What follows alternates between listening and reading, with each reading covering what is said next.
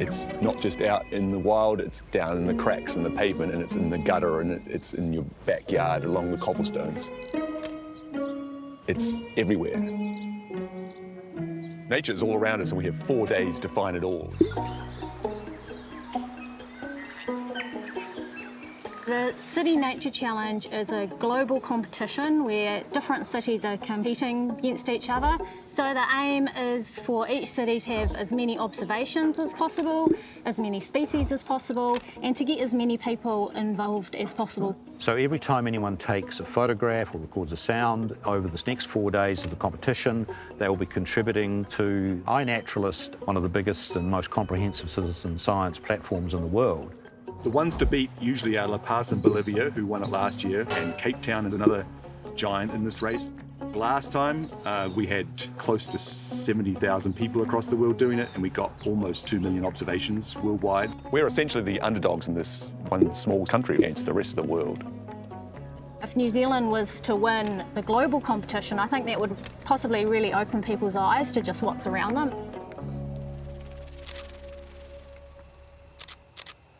At like 20 past midnight, we were ahead of the world. The Christchurch was ahead of everybody because a couple of us got up at midnight and took pictures of things, which is great, and Wellington didn't. And I think some people really get into the competitive side of the City Nature Challenge, so they want to be at the top of the leaderboard. My record so far is 4,438 observations. For those of us like me who are trying to get as many observations as possible in this 4-day window, every minute is precious, right? So every time you have to stop and eat dinner or put the recycling out, it's rough.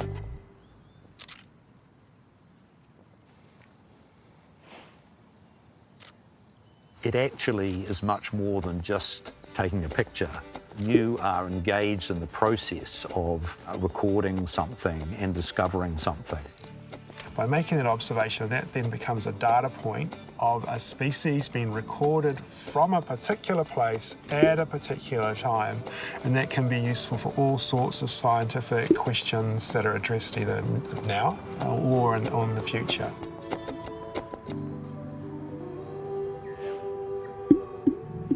People might think, well, nature's far away, up in the mountains, up in the forests, but actually it's all around us in the cities.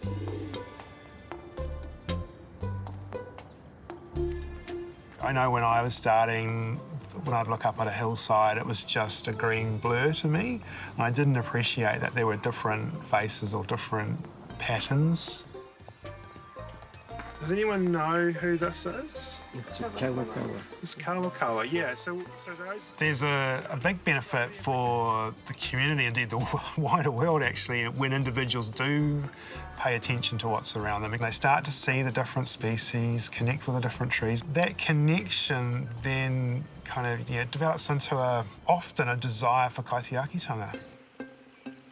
To be able to walk through the forest and be able to put a name on every species, it can seem pointless, but to me it's just a way of helping understand the relationships between plants.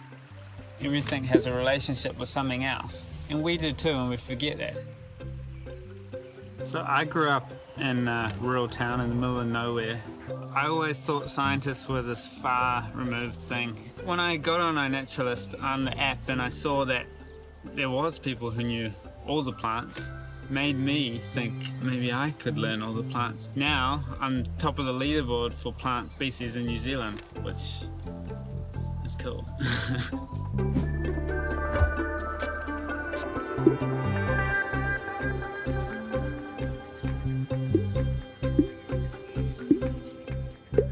Let's go find some cool things. Yeah. Good, exciting. And remember, it's a competition with the University of Canterbury in Victoria, so take lots of photos. And let's pull in people as we go, I suppose, and let them know how much fun we're having. I'm kind of like a loner, obsessive kind of person naturally, right? So in the past, I've just gone out and squirreled away and got as many observations as I can. We really want to reach more people this time, right? The more people are out looking, the more we find and the better we know our cities. Behold the majestic silver moss. Nature is everywhere. We might make it a few meters. Lizard fruits, right? And so it's another plant that people tend to just ignore. It's very hard to see. It looks like it's just dead often when you walk right past it, but it's so beautiful. It is. It is, exactly. Living in parts of Canterbury is like living in a crime scene, and things have gone extinct already on our watch, and people seem to not mind. The world is in a really dangerous place right now. We are entering the 6th mass extinction event. So we've had these in the past. The most famous one is the one that lost the dinosaurs, and this time it's not a meteorite or a volcano, it's us and the way that we're dominating the world. Lots of species will be lost that will really bring us a lot of heartache. Humanity needs healthy ecosystems to work and to thrive. It's culturally ingrained in us these days that money and technology is our world and our life and our measure of success. All our economic wealth is built off nature. The gold rushes, the milling of all our native forests. This has created the New Zealand economy in the short term, but in the long term, there's negative effects for nature. The governments are more likely to take action around the environment when there's more and more people who are wanting that kaitiaki to be expressed in meaningful ways. The City Nature Challenge is part of this whole groundswell of caring more and celebrating more what's around us. If we pay attention more to nature, we probably get a long-term civilization on the planet.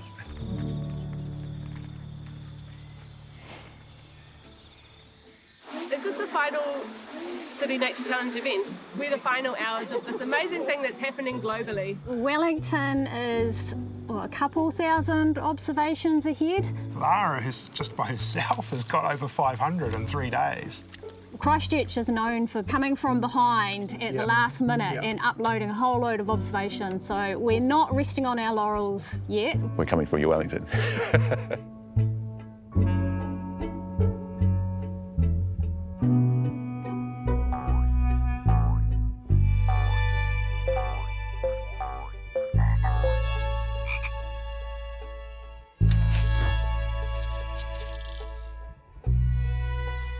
Winning's not everything, of course, but winning is helpful. This is like our grand plan of getting people more involved in nature. The more observations we can get, the more people we can get, the more fun things we can find, the bigger we can make the event, the bigger it gets next year, and then the bigger it gets next year, and the more people get involved, right? So Look for species that are living on species. Try and photograph everything you can find in your garden.